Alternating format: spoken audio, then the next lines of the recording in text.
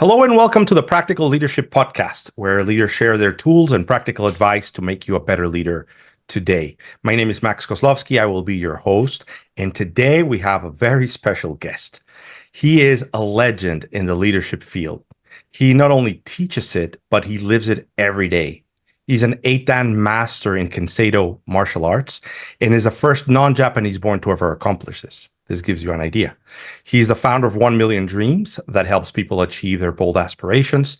He's the chief inspiration officer of his consulting firm, where he teaches leadership, team building, overall business performance, and a whole lot more.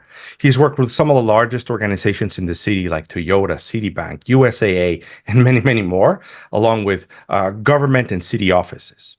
He's also a speaker, a consultant, a board member, and really an inspiration to all. So, Winslow Swart, it is so great to have you on the podcast. I'm glad you could make it. Back at you, Max. I think you're a little bit of a legend in the leadership development field too. So it's really kind to hear you say these things about me.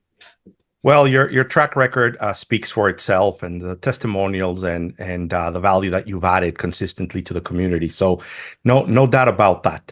So, there's so many things that I'm so curious to know about and hear about, and maybe we'll do a follow up to it. But this podcast is about leadership, so we're gonna kind of get into that conversation. But before we do, what's been something good, fun, happy that's been happening in your world lately?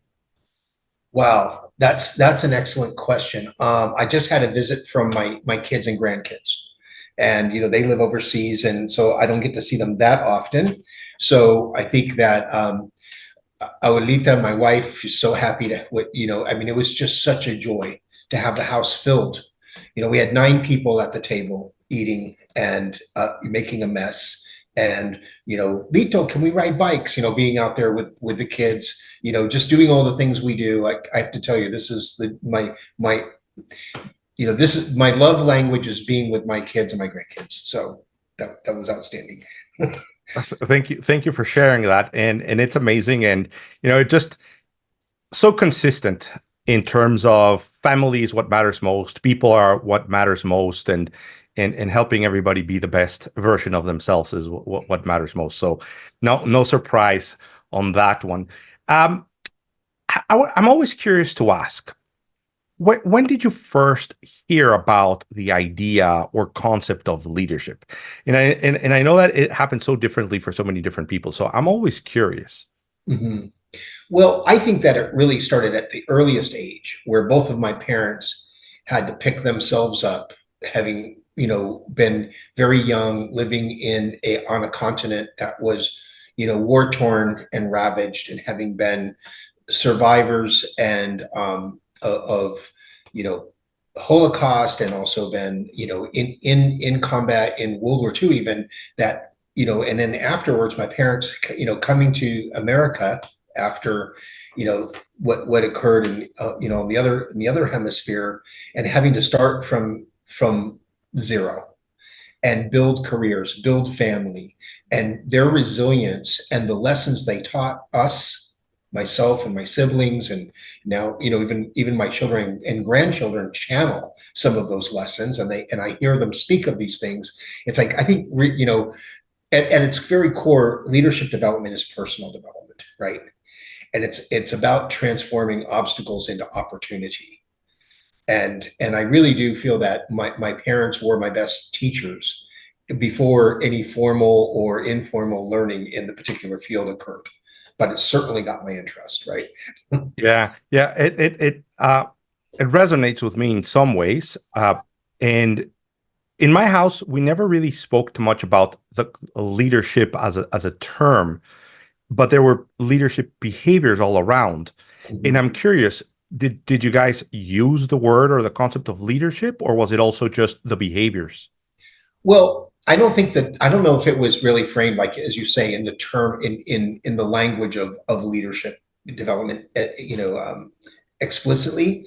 However, when I was young, my father was one of the early hires with Hewlett Packard, and in terms of organizational culture and organizational psychology, which became my field. my father, I remember, we would go to sometimes pick him up or drop him off at work when I was a kid, and noticed that the people at Burroughs and Sony that were going to work on the campuses next to him, they all had, short haircuts, they had ties, they had pocket protectors, they were all high and tight and moving almost like lemurs and robots coming back and forth to work. But all the guys at HB, sideburns, long hair, open collar with paisley print shirts, flex time. They were like almost like hippies going to hack the world's approaches to engineering and technology. And we're talking the 60s and 70s, right? And I was asking my dad, I said, what's going on here? He says, well, at Hewlett Packard, they let people work. and it's no accident I got into organizational psychology, because I went, wow, that's fascinating. So I would think that's when it started to become explicit, right? What a great concept. Just let people work. Mm-hmm. And it's interesting because I think we've heard a lot about leadership and culture and organizational culture in the last 10 years, 15 years, perhaps maybe 20 at the most. But some of the best companies have recognized it and have been doing it for longer than that. And it seems like you had like a first exposure to that back in the 60s. Tell me a little bit more about, what stories you might have heard, what conversations you had. Well, I think it was interesting because my dad was such a thinker. And work culture is all about, production, right? People are managing by objective and performance managing by quarterly results, maybe even weekly, monthly, daily. And I would say, hey, Dad, what did you do at work today? He says, well, I was thinking. And it's like, and what happened? Well, I think my boss was a little frustrated with me. And it could go on for weeks like this, that he'd just be thinking. But they let him do that. And then when he finally came up with a solution, the first, the printers that were in the ERs, he was designing solutions to make those work. A clock that was keeping time, lunar time on Apollo missions. He was engineering solutions to issues that they were having. And he would just sit there and think. And what's really funny is when I work with organizations now and they say, hey, let's do some strategic planning. I said, wouldn't you rather do some strategic thinking first? Yeah. And so he has really infected me with this stuff, right? So I think I take some of those lessons home with me. I am a big proponent of thinking. And I think that the world doesn't value it because it can't see it. Right? They can't see you like looking out a window and contemplating things for 30 minutes or an hour, because where's the production behind it? Where's the report? Where's the document? Where's the paper?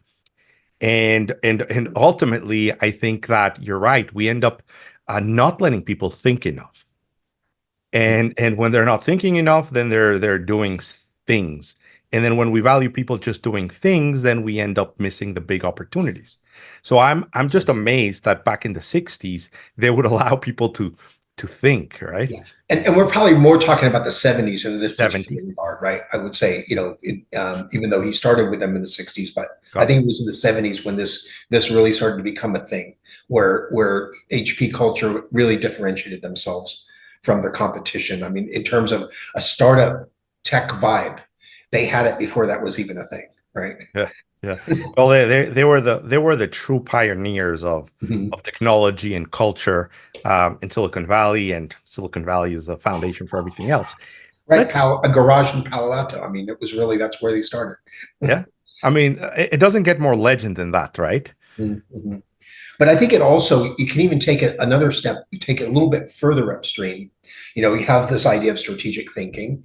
Then which is kind of like, okay, we're getting, thinking a little bit more expansively, being more thoughtful, more considerate before we jump into the planning and starting to be solutions and impact and results driven. But you can also take it a little further upstream and think about strategic being, right? Have we really opened up the aperture enough? Which is where we kind of get into my theory of practice around leadership development, which is more the topic here, right? Absolutely. Well, all of it is. Let's get into that, because I think that one of the best ways to show leadership is by example. And to be able to deliver that example, you have to self-lead yourself, right? Self-leadership. And I don't think you accomplish what you've been able to accomplish. Let's just use the eighth Dan in Cansedo as an example without being a great leader of yourself. I would love to hear a little bit about how you developed the capability to lead yourself, to have the consistency, the discipline that it takes to accomplish those things, while at the same time having certain openness and being able to reflect, life and liberty and the pursuit of happiness. And I think that's, I love the way you frame that question. And I have to say that it isn't really focused around only what I was doing, right? But more about how I was interacting with others, because that is such a big part of my story arc, because I've been teaching as long as I've been learning. And so what I've learned from the process of having the role of player coach, being a student and a sensei concurrently through almost all of my career, is that you come to understand that whenever you're working with someone, you want to understand where they are, where they've been, where they're going, and you calibrate the conversation lessons to that. And then you also have to have sort of that self-compassion to understand where oneself is in your own journey, and work from the moment that you're in to where you're going, right? Have reasonable though challenging expectations.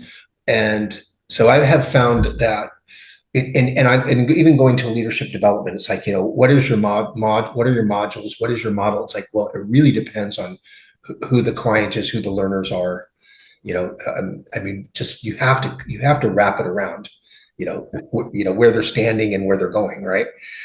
So I think that's been a huge part of, whether it be in the dojo where I to this day, I still coach, train, and mentor fifth, sixth dons who have been involved in the discipline for half a century, and sometimes absolute beginners or people anywhere in between. And while calibrating for that, I think it's exactly the same in leadership development. It has to be an assessment driven. It really has to, work for who you are engaging. And I think even with oneself, I think the biggest thing I ever bumped into as an athlete, as a martial artist, as a professional in my field, the biggest challenge is when you're trying to be your own coach all the time.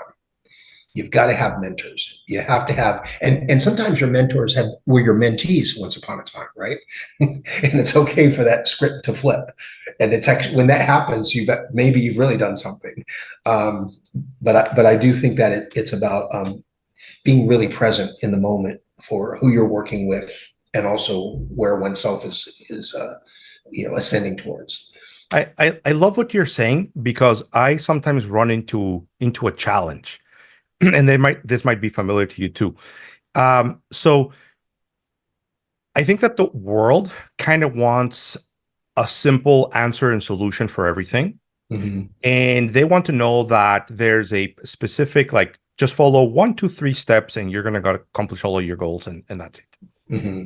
And you're saying, look, where have you been? Where are you? And where do you want to be? And I really believe that their aspirations, their sophistication, their level is going to determine what they need, and that there's no perfect cutter approach, specifically, like it's, even more in larger, more sophisticated organizations. So sometimes we have to teach the people how to buy our products and services because they want the wrong thing. And it's a little on the technical side. Maybe our consulting and coaching friends are going to benefit from this. But how have you managed that, where they're like, okay, I want to see your program. And you're like, well, let's talk. Let's see what you need. Yeah. Well, so I have two answers. And one has to do with our whole discipline is rooted in social psychology, right? And social psychology is not just some psychobabble thing of ideas. It goes all the way back to the very early 20th century, where FIRO-B was developed for the Navy to help figure out how you could get dozens of people to coexist in a very small space, confined for a very long period of time, a submarine. It was like the personality inventory, the psychometric tools, the way that you're able to really get the right people on the right seats on the bus together, and in that case, a submarine at sea submerged for extended periods of time without mutiny happening, was a very important social science. Yeah. And Talk so about a we pressure have, cooker. yeah. So today we have a lot of different toolkits for taking inventorying different attributes of personality, so we kind of get baselines for where we are, where we want to go. So we're not just guessing entirely, right? And so when we say we don't know yet and we're not sure, but we don't have the answers, but we do certainly have the questions. And I think having the confidence, the second part of the question, as practitioners, that we've this is not our first rodeo. We've seen so many things exactly the same or a little bit different or a lot different throughout our careers. To have the confidence when someone says, how are you going to do this and this and this? To have the confidence to say, I don't know yet, but we'll find out. And when we do, it will be the right approach. Absolutely. And you've mentioned it, right? I mean, I don't know. I mean, you've been at it for years, if not decades, and you've accumulated knowledge, tools, frameworks, exercises, games. Like, you probably have a huge toolbox, and you're going to deploy that toolbox as it's needed for every organization. So you have to have conversations. You need to go and understand their aspirations, what's happening around them, and then you can come up with a solution. And you've been very successful at doing both, right? You've been very successful at getting these organizations to trust and, well, recognize the need, and then trust you to come in and help develop their teams and help develop their organizations. Tell me a little bit about your approach, because there's a leadership when it comes to, let's say, your business and your teams and your platform, which you're going to have to tell us a little bit about 1 Million Dreams so everybody can hear about that wonderful project. And then there's you as a coach, consultant, facilitator, and it's not always the same. So I'm curious to hear how let's start with the coach and consultant side of things, right? What are you trying to accomplish with teams? What's your flow? And then in contrast, when you are your own leader with your team, how do you do that? I'm curious. So I think for individuals and teams to grow, it's important to create a context that actually is changing the context, the environment within which they learn. You have to do something that's just disruptive enough, where the learning is transformative. And for learning to be transformative, it has to be experiential, right? You can't, if you're going to do something death by PowerPoint, you're dead in the water. I mean, it's just, it's just language-based learning. At very best, it's going to be incremental learning and growth. So I think really having the courage and also the insight to know what experiential learning will really resonate culturally with that team, those individuals, that will help them look and think differently about the way they work together, the way they lead, the way they communicate, the way they listen, the way they show up, and also what they're committed to and how they're going to get there. I do think that you have to look at and you'll see when you land on my website, full stack organizational development, right?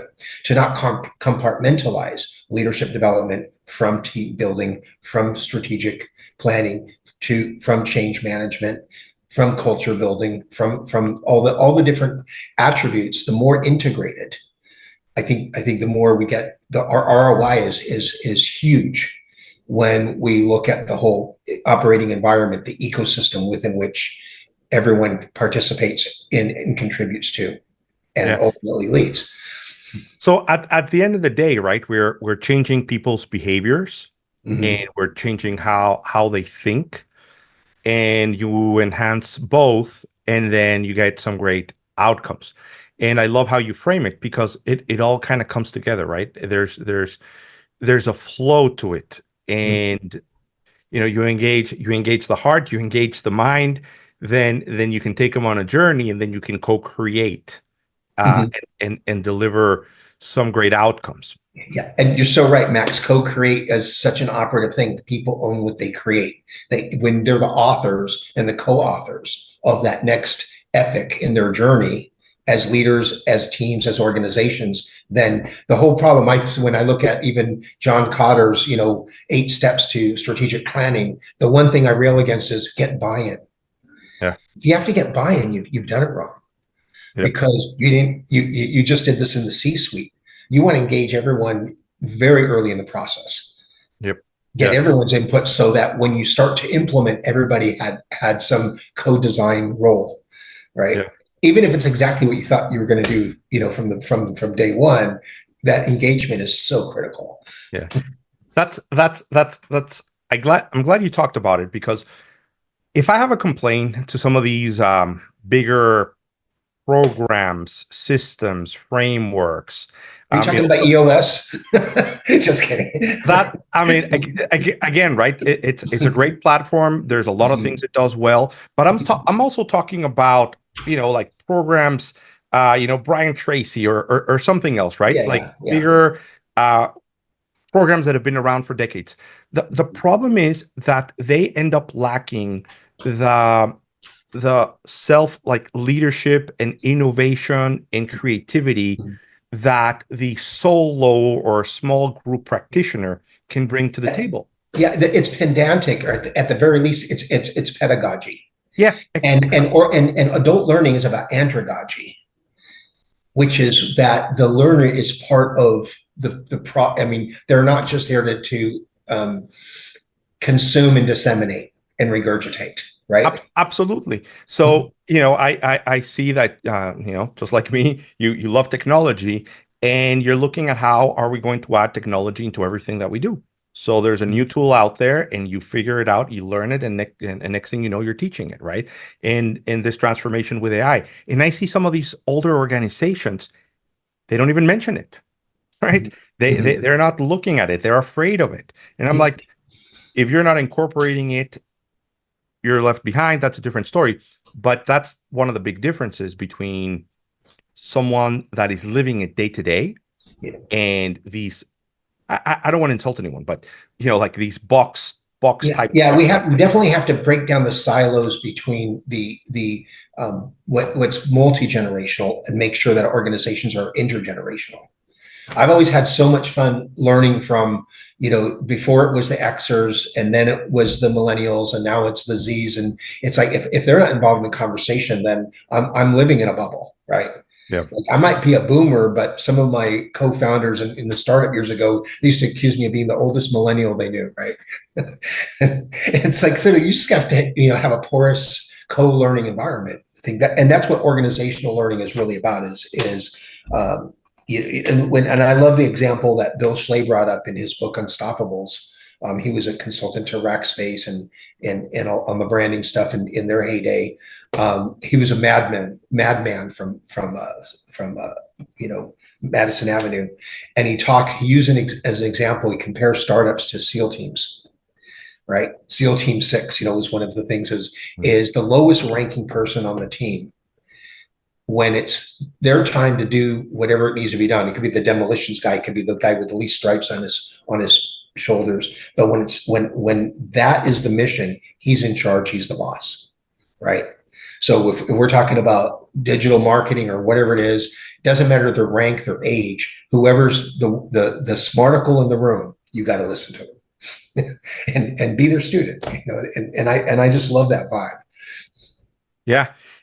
So there's two wonderful conversations there. One is the letting people do their job. And then the other one is learning how to work with these different generations, because they are so distinct one from the other, right? I'm surprised sometimes when people refer to the millennials as the young kids. I'm like, no, they're not that young anymore, right?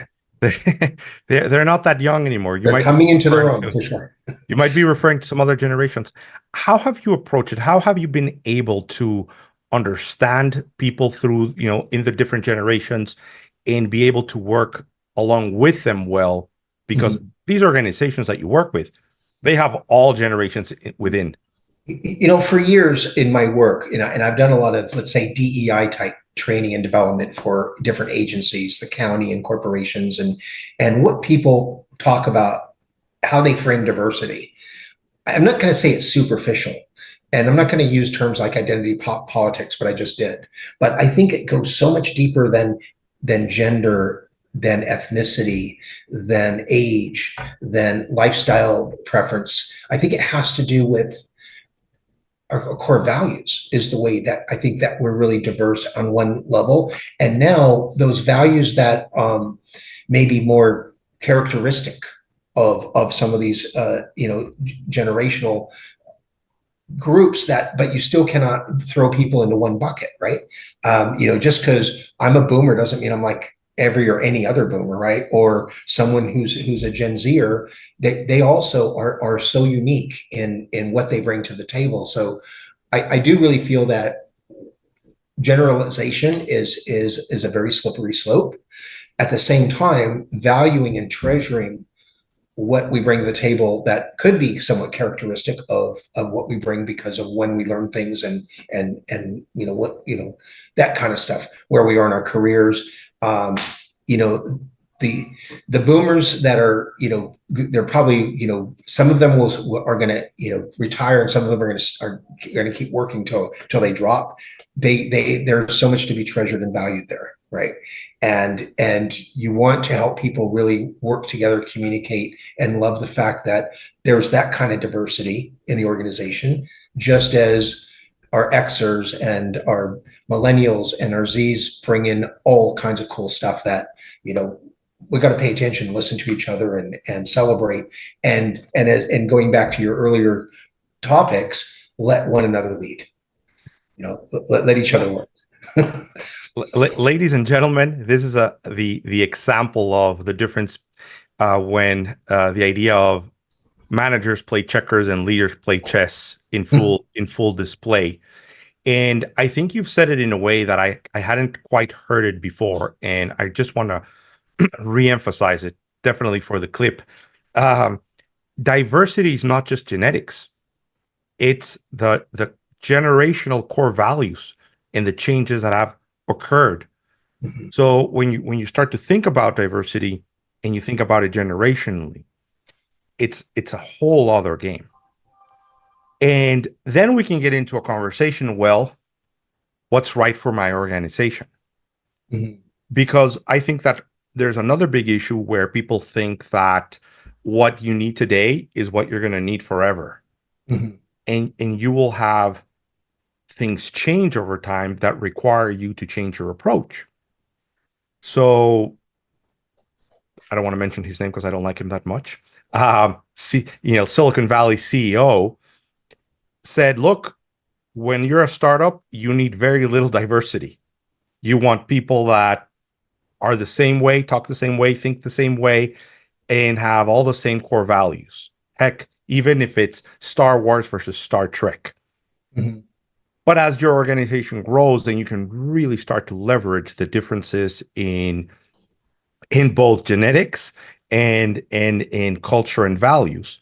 But then that also gets very tricky, because at the end of the day, the organization has to stand for something. It has guiding principles and some universal core values, which can kind of help set the foundation where everybody else kind of still has to fit in. Mm-hmm. But that's where it also gets pretty tricky. What do you teach in terms of building the culture? Because now I think that by now we all understand the importance of building organizational culture. I still think to this day it's the number one misunderstood concept, and it's not executed well. Yeah. I wrote an article about this not too long ago on my blog page, and it has to do with the regional or the geographic setting. But I think it's not just geographic. I think it also, so you said the culture. And when I think about culture, you look at so many different examples. Like, if you're working in Mexico City, or you're working in Texas or California or New York, there's such different, the vibes can range dramatically. And then with each organization has its rites of passage, its norms, its rituals, right? So when we look at culture, there's so much uniqueness on a micro and macro level. Working in the Middle East, working in Northern Europe, working in Mexico, working in Asia, I've seen like radical differences in the expectations that people have of one another on a normative level, right? That so in addition to all these other factors, there's that. And then from organization to organization, again, there are different settings that sort of influence or almost guide or dictate behavior. What's cool about the startup world is the locus of control is much more internal, right? People are creating something versus having to conform to something. And I think in most cases, it's achieving a healthy balance between having the social or emotional intelligence of knowing where you're at, who you're working with, and also having the confidence to know what you bring to the table. That what are your superpowers, right? And again, we look at a lot of different leadership models, and we can say, okay, all of your characteristics can be either in the balcony or the basement, right? Every attribute we have, we can be our superpower or our kryptonite. So it's just like tapping into where our locus of control is internal enough, where we have the clarity of mind, the confidence, the inner calm, the compassion, the wisdom, the vision, the understanding, the insight, to bring all those attributes forward and be in the positive of them, not the negative, right? Yeah. So again, one size fits all. I don't have an answer other than I think situational awareness is huge, as well as state of being, one's own state of being, mind, heart, soul. Those two things really go together. So tell us more about heart, mind, soul. I think that's what you said. Tell us a little bit more about that. I believe that, in some circles it's still considered some woo-woo, and other circles understand that it's the foundation for everything else. Well, as an Dan, as you mentioned, as a high-ranking master of a martial art that is an authentic Japanese discipline, where I've dedicated not only well over half a century to the technical aspects, but to the conceptual, psychological, and spiritual aspects. And when it comes to leadership development, I think that these core attributes are the distinctions in mastery that really inform leadership development in the best way possible. And in my book, The Resilient Leader, I kind of break these concepts down, and they inform the leadership development modules that I've brought to global organizations successfully.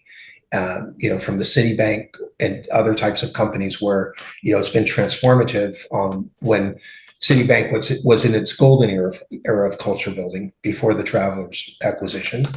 I have to say they were, working to achieving a Malcolm Baldrige Award. It was just, there were good things happening. But when we talk about engaging folks in transformative learning, that is as personal as it is professional, where working on their own individual idea of what is vision, the ability to both look and see, the twofold gaze of sight and perception. What is, emotional and social intelligence? What is the techniques that allow us to tap into our core? The inner calm, the fudoshin, being the calm in the eye of the storm, the seishin, the presence and bearing, that is, how you just show up, right? Fully present. There are physical exercises that help us get more connected and engaged in that. And so I think there's just a whole leadership from the inside out approach that is in my case, very much informed from a life of dedication to those disciplines, and having, transition that into organizational leadership development as a toolkit, right? I absolutely love it, because at the end of the day, it's all about people, right? At our core, we want to have a happy, healthy life, and we want to help others accomplish the same. Mm-hmm. And we are so externally focused that we forget what we're doing things for. Let me ask you this, because it's probably something you run into. I know I've run into it in a bunch of different ways, where you have young leaders, and a lot of our audience are young and aspiring leaders. Some are more veterans of leadership, but they accomplished the leadership position because they were very good at their skill. They were very good at getting things done. They were very good at pushing initiatives forward. But then they're in this position where it's not just about, seeing projects through the line or pushing or driving, but it's a whole other game. Mhm. And they find that their old style of trying to, just get things done and push people, and they start working longer and longer hours, doesn't work, and it's not what they need to move the organization forward. How do you kind of confront that and help them recognize that it's a different skill set Mhm. that Mhm. will allow them to continue to develop? Yeah, I think that I think it's really interesting you bring that up because our success formulas, what got us to the place that we are right now, in some cases might be the very same things that prevent us or hinder us from going further, right? So there are people that have been brilliant individual contributors and now they're people leaders and may not have the entire toolkit to do that extremely well.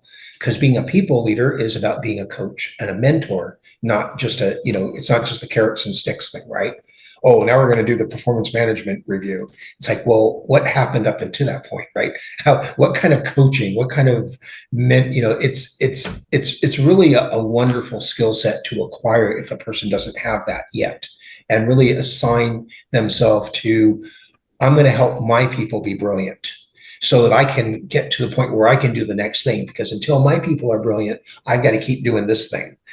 you know and so it could be 100% self-interested, but it's still going to be the right thing to do. Building a team, a high performing team, is really about investing in everybody around you so they bring their best every day and really want to, right? And that's a whole different thing than I'm going to do badass work because I'm really good at this thing, and be like me. That's fine, but it's just a bigger world, and a much, I think, more fulfilling world when we're committed to those in our organization and those in our team and not just what we're delivering, right? So I I think that's I where leadership development really comes in, right? I like how you said this, because sometimes, well, I mean, you're working with people, and you're trying to use what you have, what they have going for themselves, and you as a coach or mentor, you're just trying to do the best with what's in front of you. Mhm. And I love what you said, because it's also true. That not everybody is people caring. There are people that are very driven by their own goals and achievement and recognition. And it's okay. That's perfectly fine. But recognize that for you to continue to climb this ladder, and for you to go further, is to actually care about people and them accomplishing their goals, their dreams, their aspirations, and helping them along the way. So as you help them, you help yourself, even if all you care about is your continuous development. It's Yeah, the I two. think that it's 100% fine to have your own career goals and aspirations and be driven, but to do it alone is, there's a lot of nice little memes about that, but the thing is, you won't go as far, and it's not nearly as much fun. Yeah. Well, for whatever it's worth, I don't work with people that don't like people as their like primary focus. Um, I love the idea, right? Like, there's some people that are just care about what they're going, and you can teach them that developing others is the way to go. Luckily, I don't have to do that anymore. But the fact is, if you're working with large organizations, you're going to see those executives, and you got to know how to work with them and how to help them develop and grow. And you're saying, recognize it from the very get-go and help them recognize it, and then you can develop them. Yeah, So yeah, it yeah. doesn't make it What bad or evil people, by the way, right? It's yeah, just their values and what's most important to them is a little different. yeah. One piece of advice I would give to a leader who really wants to be successful is make yourself dispensable. Love it, because it's the opposite of what the 1950s playbook talked about.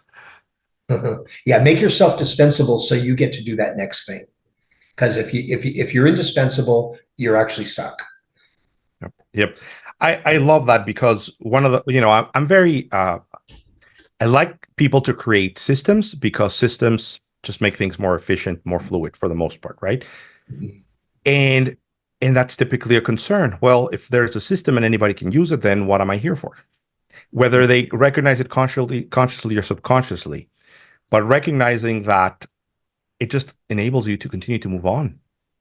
right? And if for whatever reason that job or that function or that position or that company doesn't value that, that's okay too. Mhm. You want to be in an organization where those contributions in becoming dispensable makes you valuable. Mhm. So it's a complete shift in mindset. Yeah. And I just want to go back to one thing also when we talked about diversity a little bit. George Hernandez, who just retired from University Health Systems as their CEO after many years, he said something to me one time, and I'll never forget it. And I actually included this in an article recently that I wrote, which is hire weird. If you want innovation, if you want creativity, if you want to build a great culture, hire weird. Because people say, oh, they're not a good fit because they don't do the stuff we do. It's like, yeah, that's why you're going to keep doing the things you've always done. And so I just love that about them. And that's why people hire us, Max, because they're hiring weird. Yeah. Well, and to me, that's the conundrum, right? Mhm. So again, the world's been talking to you, and all the books say that you want to build an organizational culture, and you want people that fit your culture. And then on the other hand, you're like diversity and weird and different. There's conversation about the importance of like these maybe I don't have the correct word, um, prima donnas, but they're super valuable for the organization, Mhm. um, and how you need them. So it's like, well, which one is it? Do I Which one want a is it? Yeah. culture where everybody Mhm. behaves the same, or do I want all this diversity? I don't understand. Mhm. And the answer is simple, right? It depends. Yeah, it depends. That's But it's great. a That's just great. but it depends on what you're trying to accomplish, Mhm. what's Mhm. important to you, what you value. Mhm. And again, if you want innovation and you want breakthroughs and you want significant growth and scale, you're going to need that Mhm. while maintaining your few really core, really important values and guiding principles. Mhm. Yeah. Yeah. We can just, we could talk about this forever. And that's what I love Yeah. about, whenever you and I get together, there's just, it's fireworks. Yeah. Well, I love it because again, when you've been doing this long enough and you've been reading, studying, and practicing it, you see all these just juxtapositions showing up all the time, Mhm. and no wonder uh, it's hard to grow and scale your business. Like no wonder the failure rate is so high. No wonder going to 1 million or 5 or 10 million is so difficult, and every step just has like bodies everywhere, because it's hard to navigate through all these. There's no clear just do this. It and I love that you bring the toolbox, the thinking, the understanding, the deep thinking, and the deep understanding that can help you solve and help companies through this. Yeah. And at the same time, what are we driving? What are the results? What do we want it to look like? What are we committed to? So that's like having the right equilibrium between, having that sense of depth, building that culture, that authenticity.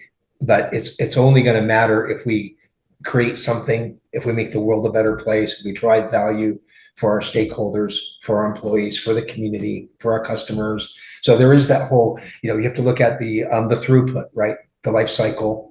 And so that with that in mind, but it's not Machiavelli, right? The end does not justify the means. We're going to do it, but we're going to do it right.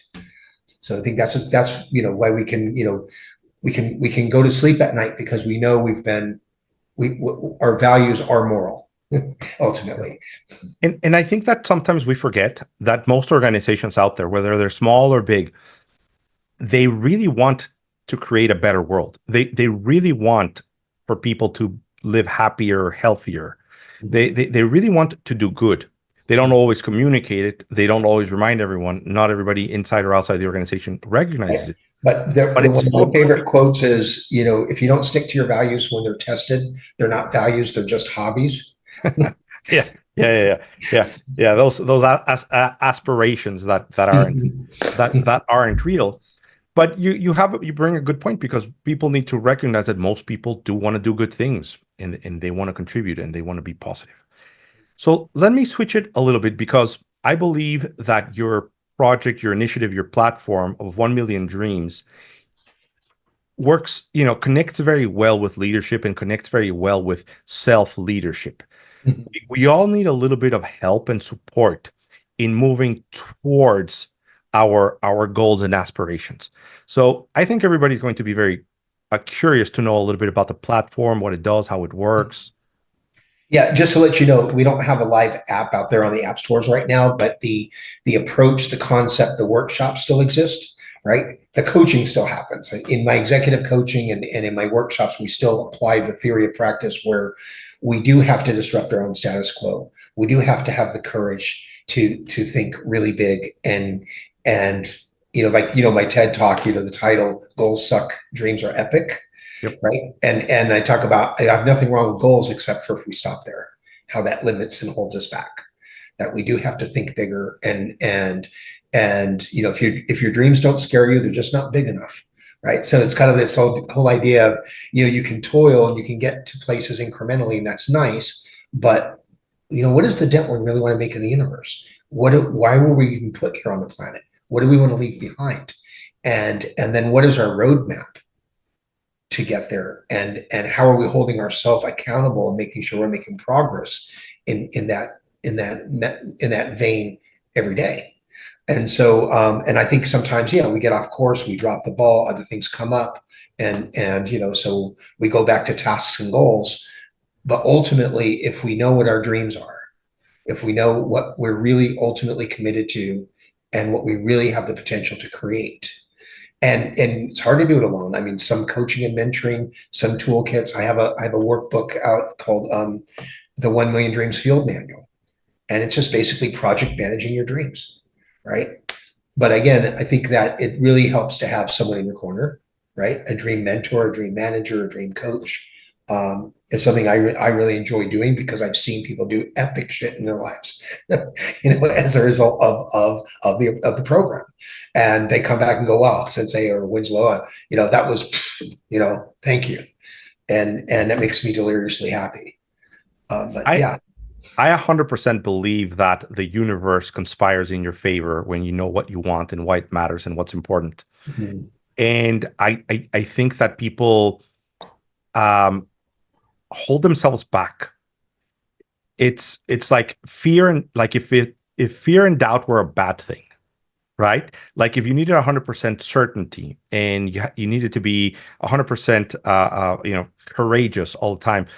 And I think that what you're saying is so important for everyone out there to recognize that if you don't have some doubts and if you don't have some fears, you're probably not pushing it hard enough. Right. I'm happy to say I'm pushing myself through it again right now. I'm doing some things that are disruptive and a little scary to get to that next thing that I ought to and really want to be doing. And it's like, it gives you a whole different kind of energy. Yeah, You're getting up in the morning is charged with it. It's electrified. yeah.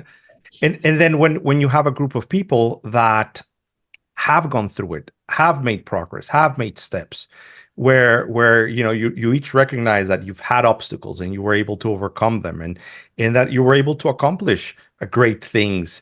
It just fuels everyone, and I think it just gives them that little extra Yeah. confidence or certainty. And nobody did anything great by themselves either. So having those around you is critical. And by the way, us A-type driven people that are always, getting stuff done, we have to remember to stop and celebrate our wins and celebrate those around us and their participation in it. Okay. Yeah. So don't postpone joy. That was one that I've always had a hard time with and really, really worked on. And you recognize that, like when you're training your animals or pets, and I still believe that we're a under-evolved species, right? So we still operate under a lot of these basic human survival Very Pavlovian of you. needs. But you train them with positive reinforcement. You don't train them with negative reinforcement, Mhm. right? So why Yeah, that's wouldn't positive psychology. Those are the better schedules. Yeah. why wouldn't we self-train ourselves? In celebrating is the way to do that, right? Yeah, It's but the way to do when we were kids, positive psychology wasn't a thing, true, right? right? Yeah, yeah. And then you have people with like survival instincts that are a little bit higher than others that can just see everything that's wrong or could go wrong. Mhm. And I tell people sometimes, hey, that's my job. Um, but also you gotta learn. So for those of you out there that don't celebrate or can always see what's wrong or the issues or challenges, that's okay. That could be a superpower, as Mhm. Winslow was talking about a little bit earlier. But you can also develop your skill. You can Mhm. also develop this ability to recognize what's good and celebrate it. And it'll make all the difference in how you feel and how you make people around you feel. And Yeah, yeah, and that's that's part of culture, a culture that will celebrate not only successes but even celebrate failures. That's a place you want to work at. Yeah. So tell us a little bit about that because I think it's difficult to for a lot of us to recognize what that means. Yeah. So Um, risk aversion, right? And risk management is such a big thing, hand in hand with compliance. And so nobody wants to say, "Hey, I screwed up." Look at this huge failure. I wasted time and resources and whatever. But some of the greatest innovations have come out of those failures. Sticky notes, all kinds of different things of just, this didn't work, but look what else we can do with it. That sort of thinking inside of the box approach to where innovation comes from having a culture that is not risk adverse. And the way you do that is, what they did at 3M, you make it systemic. Let's have an award, a prize for the biggest screw up of the quarter, the biggest failed project in R&D, or the hugest waste of time, but lessons learned. What did we actually gain from whatever that, in the startup world? Venture capitalists are going to, when they talk to a founding team, they're not going to only ask you what your wins were. They're going to ask you what your failures were. Okay, how many startups, did you, did you have a post-mortem? Tell me about that. Tell me what you learned from those, because those are street creds, yeah, right? So that entrepreneurial vibe is, you got to build street creds around all the screw ups and elevate that so everybody learns from it. What they talk about in Kaizen, Yoko Ten, site explosion, where you infect the organization with not only innovations, but we can also share what we learn from setbacks. absolutely. But you kind of have to build it in so that people feel that, safe doing it, Yeah. ultimately. I like to explain some technical elements, which is it is not okay to celebrate failure because there was lack of effort, lack of thoroughness, um, um, because we skipped steps or we didn't follow the process. That's not what we're talking about. I mean, we are talking about celebrating things that seem to be strategically sound, that had the information. You're never going to have all the information, but they had information, they had thought. Like everything seemed to make sense, and then it doesn't, and then you learn a ton from that. Yeah, the Not methodology from was being sound. The sloppy. methodology was sound, but we're embracing the null hypothesis here, right? Yeah, yeah, we missed something, right? We just missed something. Um, but absolutely, you're going to learn so much from those mistakes that you have to make them, Mhm. and it is not making mistakes or celebrating mistakes because people were sloppy. That's not what we're talking Right. about. But however, if that was the case, those are probably good, teachable moments too. Right? I If you love can be transparent about it, someone says, my bad, I screwed up, and this is how I screwed up, and like the Blue Angels, I will fix it. I did this wrong, and I will fix it, and I'm happy to be here. talk to us more about the Blue Angels and that philosophy. It sounds very Well, interesting. they just have a really transparent process of self-critique. So by the time they finish a flight, an exercise, sortie, maneuver, they all get back together, and every pilot talks about what went wrong, openly pointing the finger inward and holding themselves accountable. Because people, how many organizations have come and said, we want people to be more accountable here. We want to hold people more accountable. It's like, okay, well, the only way you do that is having people have enough confidence and trust to come forth and hold themselves accountable. And what it does is it exhausts any blame game stuff, right? And also imbues a sense of confidence in that person that they own it, right? And I think that is something that, I don't know how many organizations where you'll see where people say, it wasn't me, it was them. You But know, this, I remember at Rackspace, they had something called no spin.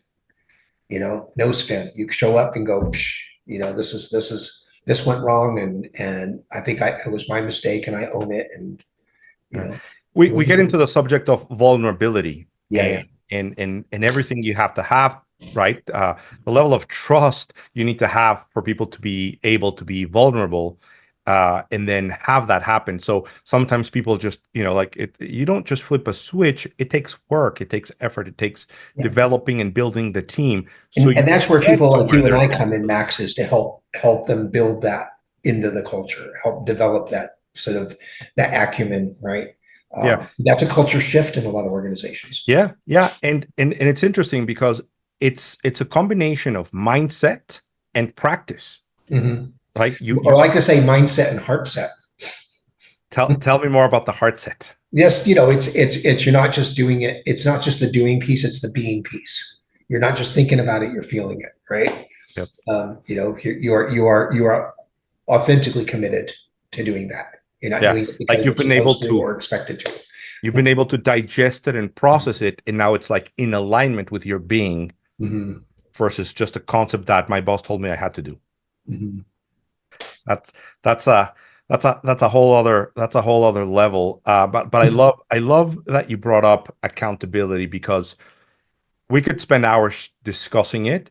And I believe that one of the first things what we have to do is really explain what accountability is and what accountability isn't, because Mm-hmm. it's one of those words that gets used and abused, and no wonder people don't accomplish what they want to, because they're not fully understanding what it takes and what they're really wanting to do.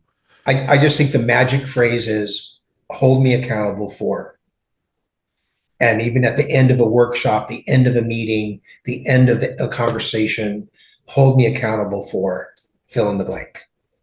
Okay, so talk to us about that. Maybe that Well, is whatever the the system or tool or expectation is, process. hold me accountable for sending you an email tomorrow that says this versus hold me accountable for getting with my team and making sure they understand that.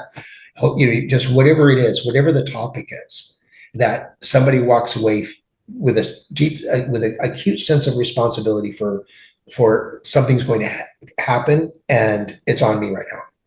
I love it. Waiting for So someone else to do it. so instead of the boss saying, you're going to do this, you're going to do this, you're going to do this, it kind of converts into, I am accountable for this. And the Mhm. verbiage you like to use is hold me accountable for, meaning Yeah. I'm going to be And taking care of this. And whether you're talking to your boss or a colleague or a direct report or anybody, or even a client, the language of that is, I think, super empowering, because what happens is people start competing. It's like Chip and Dale, after you, no, after you, no, after you. It's like, well, then in that case, hold me accountable for, right?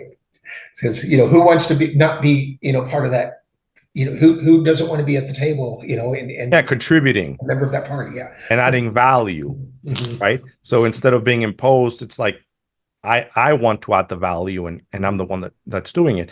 And I also like the fact that it helps clarify anything that might not be clear, right? Mhm. So Yeah. if I thought I needed to do X and you thought I needed to do Y, when I confirm my commitment, you're like, it's an opportunity to say, whoa, maybe this is not what we were talking about, and kind of Yeah. correct. Yeah. The big part about accountability is ownership. And when the ownership is taken on versus assigned, again, people own what they create, and it's that much more powerful, right? Who So wants to quote from that?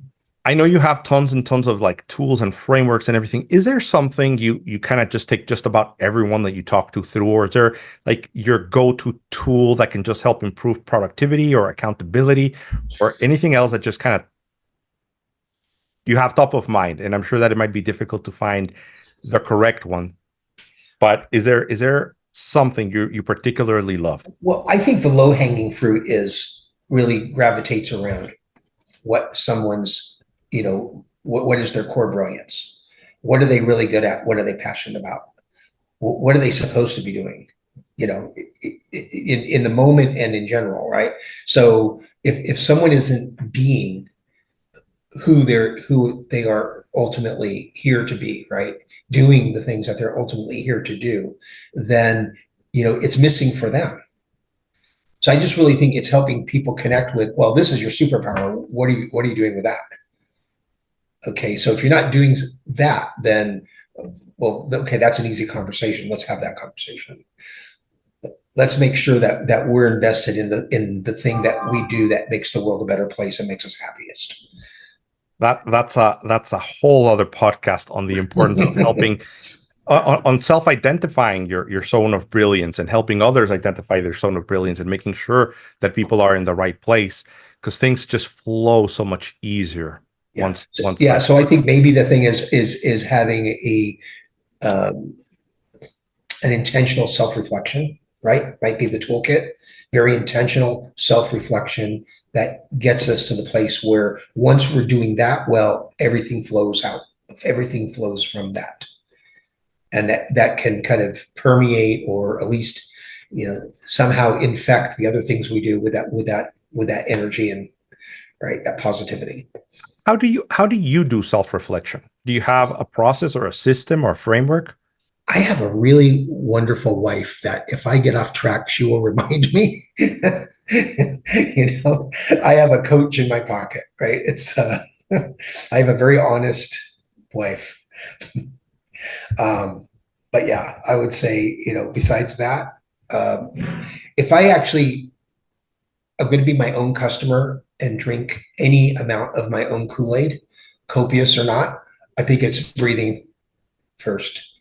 I'm not even meditating necessarily, even though that's not bad, but breathing.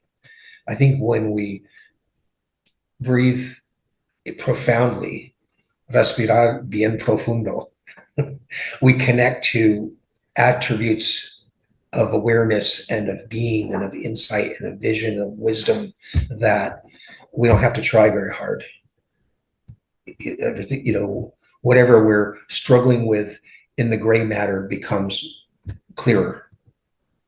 Whatever challenges we might be confronting in life become less so. I love it. I love it. Winslow, this is a time on the podcast where I'm going to do like a little bit of a summary of some of the things that we've talked about. I actually skipped some notes because I was so engaged in the conversation that I forgot to take a few notes. And after I'm done with this, I'm going to give you an opportunity to just talk about or share anything that I might have not asked you so far. So keep that in mind. So a few things. So, I think that it all started for you learning from your parents, who were Holocaust survivors, fought in World War II, and they really had to start with nothing and build. And you got to see their behaviors firsthand.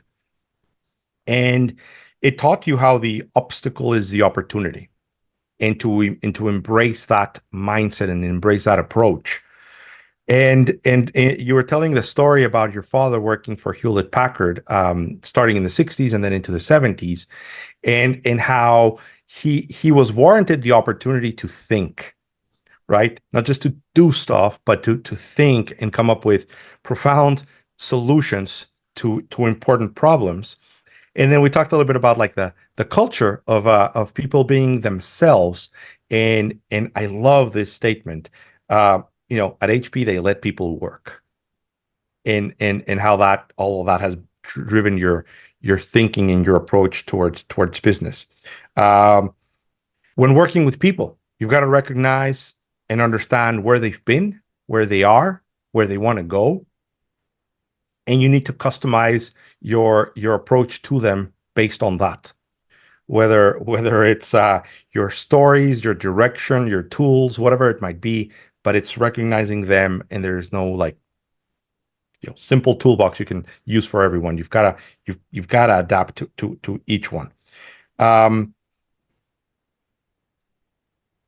We talked about the importance of this experiential learning, and that there has to be some disruption. That if it's death by PowerPoint, you're just feeding them content, nobody cares, and nobody's going to learn, and nobody's going to understand. You're not going to get the outcomes that you want. So you gotta find what's going to resonate with the room. And I think that's really important, right? Know your audience and adapt to that. So when somebody comes and asks you, how are you going to do this? The answer is, I don't know yet. Need to know more things, need to understand the audience better, need to understand the challenges better. And from there, I can build you a program that's suited just for you that can help your organization best. We talked about the challenges and opportunities with the different generations, and how you called yourself a boomer, but you've also worked with Gen X and millennials and Zs, and it's about understanding that they each can contribute and bring brilliance to the table. There's a lot of value in this diversity, and again, when you understand what they bring to the table, then it can be healthier for everyone and more valuable. Then we got into another great conversation, which is um, diversity is not just genetics, it's core values. And these core values change through generations, but can also change geographically. So it's not just that it's one organization, but when they have branches or offices in different parts of the world, you have to and need to consider those into your operation, how you're doing things, and what's going to work with them. Um, and going back to this diversity, it's about understanding that our attributes could be our superpowers or our kryptonite. And I love that, because it's just about how do you want to use who you are, right? How do you want to use your tendencies? How do you want to use your strengths? Um, and having that mindset can make a world of difference. We talked about the importance of heart, mind, and soul, that ultimately we need to be in alignment with those. And I don't know why I didn't mention this book before, but The Resilient Leader has a guide on how you can connect better with those, and how when you're in alignment with those, then your performance and life enjoyment and just kind of can take a whole other level. And the book's available on Amazon and on my website. Thank you for that. Can I We shameless self-exploitation, hey, look, sometimes people need to be helped by showing them the way to the resource, right? and a little shameless self-promotion. Okay.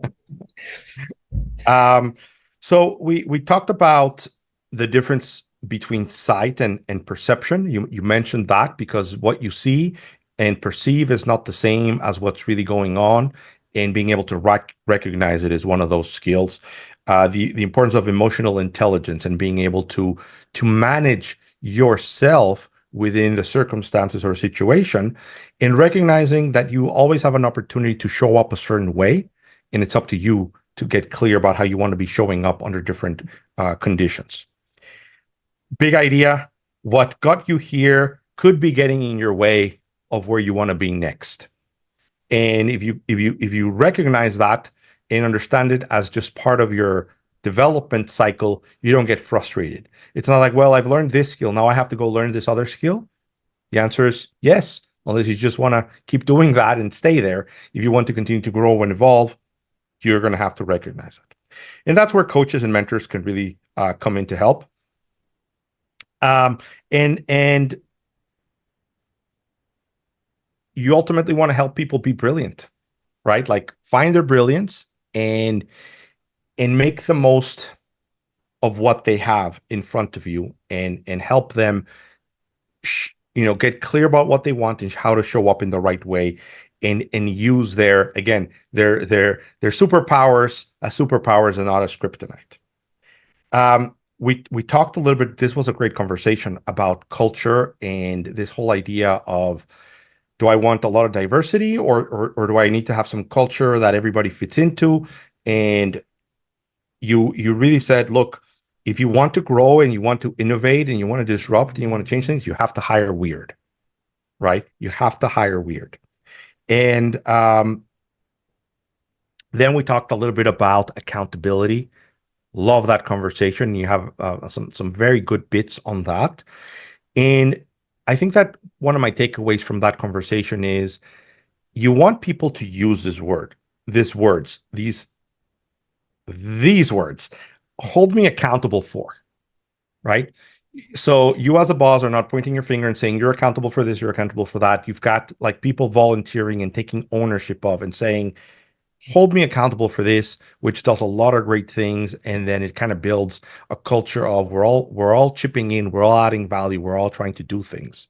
So in this co-creation environment that showed up in our conversation a few times, this is where I own it. It is mine. I want to make the most out of it. Again, find the brilliance with everyone and help them be and do what they're meant to. And I mean that's significant, right? I think that's one of the big differences between a manager and a leader and someone that cares, to be able to help you discover them, identify them, and then work on those. And then we talked a little bit about self-reflection and making sure that you are self-reflecting and having people around you that can, that give you the no BS, of your status, right? Of your behaviors, of your direction. And, you know, trying to simplify it, but at the same time, what is something simple we can all do is breathe. Breathe deep, and it does wonderful things to your emotions, to your chemicals, and how you show up and how you behave. So I'm sure I missed a few things. Yes, we talked a little bit about the 1 million dreams and your approach to helping people get clear on their bold goals and how to feel uncomfortable and how to have doubt and fear and how that's just part of the process towards growing and achieving and accomplishing some great things. I was so enthralled with that conversation that I didn't take notes during it, but now I remember it. So I'm sure I missed something. Did I miss anything? And is there something that I didn't ask you that you'd like to talk about or add? Well, in your summary, it just brought back to mind that there is an approach that is part of my toolkit that I just want to share kind of really briefly, is that so often strategic planning seems to be a kind of an elitist thing for organizations and often their C-suite and their executives. And while I always press that it should be as inclusive of a process as possible, that whether from climate assessments onward, involve and engage everyone possible in a strategic planning venture. I forgot to mention that when it comes to leadership development, because we're really talking about individuals in that regard and the impact that a person can make, that strategic planning in my executive coaching world is often for one, do strategic planning for the person, your vision, your mission, your raison d'etre, your core purpose, your reason for being, and then your actions and outcomes that will be driven from your own strategic thinking, planning, and you know implementation roadmap. So that's kind of where it probably gave birth to 1 million dreams. Ultimately, is we are really strategic planning for individuals. And I think some of my most successful executive coaching engagements have been where we've taken the individual just as seriously as we take full-blown corporations and use this in some ways a hack toolkit of organizational strategic planning for that individual, for that executive, for that solopreneur. So just in other words, we've democratized strategic planning. Okay. Yeah. I absolutely love it. And I think that is so powerful and so true, because at the end of the day, right, when people are their best, they perform at their best. Mm-hmm. So when you help people be very clear about who they are, where they want to be, how they're going to get there, then they can see what they want to accomplish, and they can see how they can contribute as well, or how they want to contribute. There are so many wonderful things that happen during that process. So I love that you've taken that approach, at every level, and as you said, democratize that and are helping more people achieve great things. So I know that you've coached and mentored some people aspiring for some big things, including someone that is working towards getting into public office, and I think the chances are pretty high. So congratulations, because I know you've been part of their journey for a while, and I'm sure they've had to learn a lot from you to have the aspirations and go through Yeah. the process and accomplish what they're going to. I love it when people don't just talk about civic engagement, they actually do something about it, right? So, but you know what, Max, want to put something back on you. Your platform, Practical Leadership, I think it's really a great platform to help people become architects of their own success. And from the different speakers you've had, really brilliant, wonderful folks that have been your guests, I think there are takeaways from every single one of your segments. And so I really appreciate you for providing this value to the community, the professional community. So Well, thank you. kudos. It's people like you that make it possible. So thank you so much. So before we wrap up today, what's something exciting, good that you're looking forward to coming up here in the next few weeks or months? Right now, I'm helping the San Antonio Philharmonic do some really cool things in the community in terms of public engagement and building capacity and just doing we have an organization that I have the opportunity to work with this past year and going forward, where we've made symphonic, orchestral, classical music accessible to communities beyond social economic lines and beyond age, everything. It's just talk about democratizing something that is so wonderful and so elegant. Roberto Trevino, who was one of our former city council persons, is the executive director, and him and his board and the whole entire cast of creatives are just doing really great things to disrupt the industry while at the same time preserving the heritage and legacy of classical music. They've also they're bringing it and including folks. They just did a Led Zeppelin concert, the Majestic. They're doing a Selena concert in addition to the classics. Just it's so exciting to be able to be part of helping them do some of this work. So I'm telling you, I'm excited about that. I think that, again, we talk about arts and culture. We don't always get a chance to do something about it. So this is one of those things. Thank you for that, and thank you for helping and supporting these wonderful causes.